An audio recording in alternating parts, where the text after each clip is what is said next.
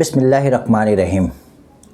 मेरा नाम अब्दुल्ला शेख है। आज हम जिस टॉपिक पे बात करने जा रहे हैं वो है तीसरे जंग अज़ीम और हमारी तैयारियां और हमें क्या करना है जब जंग हो जाए। इसके ऊपर मैं धीरे धीरे स्टेप बाय स्टेप वीडियो बनाता रहूँगा कि हमें इस जंग में कैसे अपने आप को तैयारी करना है और हमें क्या क्या वो कौन कौन सी चीज़ें तैयारियाँ करके रखना है, जिससे जंग जैसे जैसे बढ़ती जाएगी वैसे वैसे हमें उस तैयारी का जो है अपनी प्रिपरेशन करके रखना है।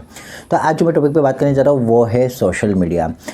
दोस्तों, हमने देखा कि जंग लग चुकी है और जंग सीज़ फायर भी हो गया है। डोनाल्ड ट्रम्प चाचा जो है उन्होंने सीज़ फायर का ऐलान भी कर दिया है, लेकिन उसके कुछ घंटों के बाद जो है वापस से जंग लग गई। चाहे वो हमला यहाँ से हुआ चाहे वहाँ से, इसकी अभी तक हमें कंफर्म खबर हमें नहीं मिली है। तो आज जो मैं टॉपिक पे बात करने जा रहा हूँ वो है सोशल मीडिया।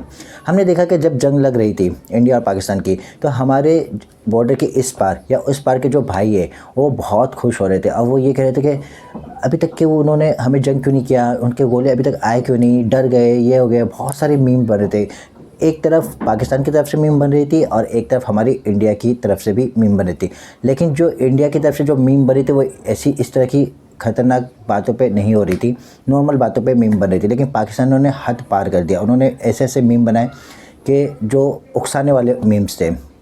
दोस्तों, मैं आज बात करने जाऊँगा कि पहली बात तो ये है कि जो आप मीम बना रहे हो ना, तो आज आप तो बहुत खुश हो, लेकिन जैसे जंग बढ़ती जाएगी और जंग के हमले आप तक पहुँचेंगे तो आप उस दिन पछताओगे कि यार ये क्या हो रहा है मेरे साथ। आपको समझ में नहीं आएगा, आप पैनिक हो जाओगे, आपकी साइकोलॉजी के जितने भी नर्व्स है वो काम करने बंद हो जाएंगे और आप ये सोचते जाओगे कि यार मेरे साथ हो क्या रहा है और मैं कहाँ पर और किस जगह पे हूँ। क्या मैं अभी रहूँगा, नहीं रहूँगा, और अगर रहूँगा तो मेरी हालत क्या होगी। जो मीम बना रहे उनको इस बात की ज़रा भी फ़िक्र नहीं है, इस बात की ज़रा भी शौक नहीं है। दुनिया भर के मीम बना रहे, लेकिन आपके मीम बनाने से मैं आपको ये बताना चाहूँगा कि आप चाहे बॉर्डर के इस पार हो चाहे बॉर्डर के उस पार हो, चाहे पाकिस्तान की बात करो चाहे मैं इंडिया की बात करूँ। अगर पाकिस्तान की अगर मैं बात करूँ तो पाकिस्तान बहुत छोटा सा देश है, कर्ज में डूबा हुआ है, IMF के तलो कर्ज में डूबा हुआ भी है, और साथ ही साथ में उनके जो वहाँ के जो लोग हैं वो वहाँ की जो हालत है वो अच्छी नहीं है। ज़रात के मामले से भी बोलो और पैसे के मामले से भी बोलो, हर चीज़ से उनकी जो हालत है वो अच्छी नहीं है और वहाँ के जो शहरी है वो परेशान है। और आप तमन्ना करो जंग की, तो मैं आपको बताना चाहूँगा कि जंग की तमन्ना ना करें।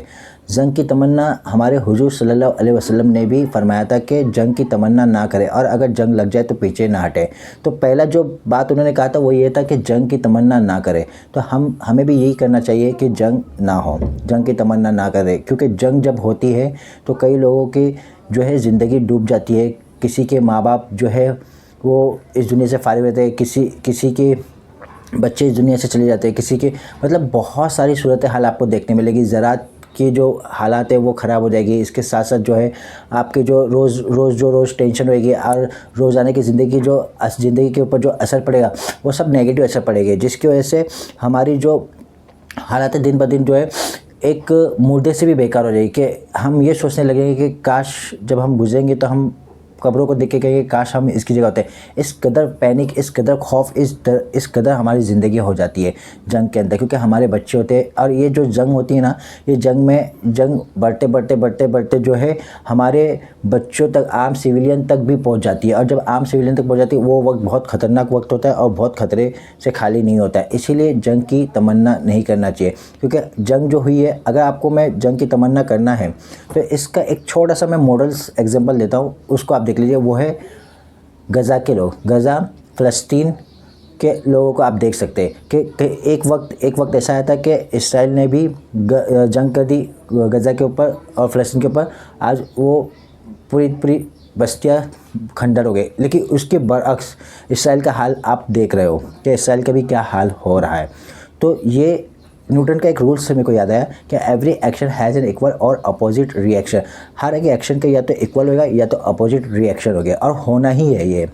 तो उसी तरह से मैं आपसे ये बात करना चाह रहा हूँ कि जंग की तमन्ना ना करें। और रही बात जिस बात पे मैं करने जा रहा हूँ वह सोशल मीडिया।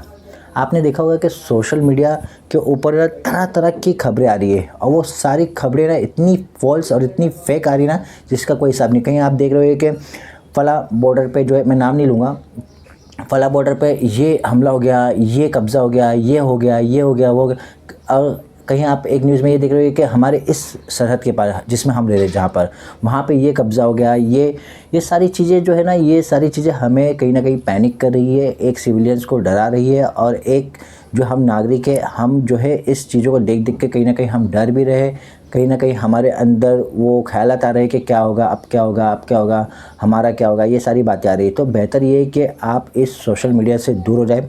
पहला काम ये करें कि सोशल मीडिया से दूर हो जाए, और ऐसी मीडिया, मैं नाम नहीं लेना चाहूँगा, ऐसी मीडिया जो खबर पहले से भी फैलाते हुए आ रही थी और अभी भी, तो ऐसी मीडिया को पहले बायकॉट कर दे, उनके चैनल को सबसे पहले दूर कर दे। और ऐसे कुछ नॉर्मल सोशल प्लेटफॉर्म पे भी खबर आ रही है, क्योंकि वो कॉपी पेस्ट कर रहे हैं, कॉपी कैट जिसे मैं कह सकता हूँ, वो भी कुछ ना कुछ बिना तहकीक के, बिना वेरीफाई के जो है वो खबर को अपने चैनल पे पोस्ट कर रहे हैं। तो ऐसे सोशल मीडिया को जो है आप बायकॉट कर दें।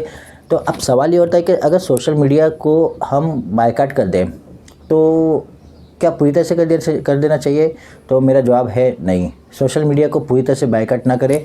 आपको चंद ऐसे प्लेटफॉर्म जो सही वेरीफाई खबर दे रहे हैं उनको आप देखते रहे, क्योंकि इस वक्त हमें खबर का जानना बहुत ज़रूरी है, जिससे हम अपने आप को प्रिपेयर कर सकते हैं, हम अपने आप को अलर्ट कर सकते हैं, और हम अपने उस खबर के इन्फॉर्मेशन के बेस पर, उस डेटा के बेस पे हम अपनी तैयारियां कर सकते हैं। तो आप सोशल मीडिया से पूरी तरह से भी आउट ना हो जाए, लेकिन चंद सोशल मीडिया प्लेटफॉर्म जो वेरीफाई खबर आप तक पहुंचा रहे हैं, जिनकी दुरुस्ती हो रही है, वेरीफाई हो रहे हैं, वही खबर को देखें, और देखने के बाद भी उसी वक्त रिएक्ट ना करें और पैनिक ना हो जाए। ये देखिए कि ये जो खबर हो रही है, इस खबर के अंदर कहाँ तक की सच्चाई है, और इस खबर से हम क्या सीख सकते हैं, और ये जो हालात बन रहे हैं उससे हम आगे के लिए क्या प्रिपेयर कर सकते हैं, ये सोचकर आपको न्यूज़ या जो भी है वो देखना है, और अपने आप को हमेशा प्रिपेयर रखना है।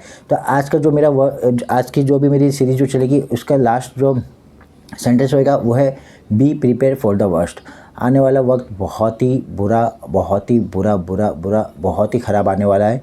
अपने लिए तैयार रहो दोस्तों, और लास्ट में ये कहूँगा, be prepare for the worst. Thank you for watching this video. उम्मीद है नेक्स्ट वीडियो में और भी इन्फॉर्मेशन मुझसे जो भी होगा मैं आप लोगों तक शेयर करते जाऊँगा। जो भी इल्म मेरे पास है जंग से रिलेटेड, जो भी मैंने जो स्टडी की है नॉर्मली, कि हमें कैसे प्रिपेयर करना है, क्या करना है, अगर ऐसे हालात बने तो क्या करना है, वो सारी चीज़ें मैं आप लोगों तक पहुंचाते जाऊंगा सदके जारिया की नीयत से। दोस्तों मेरे लिए भी दुआ करें, हालात अच्छे नहीं हैं, और अपने रब से जुड़ जाए, और अपने गुनाहों से तौबा कर ले, और अपना मुहासबा करना शुरू कर दे। Thank you for watching this video.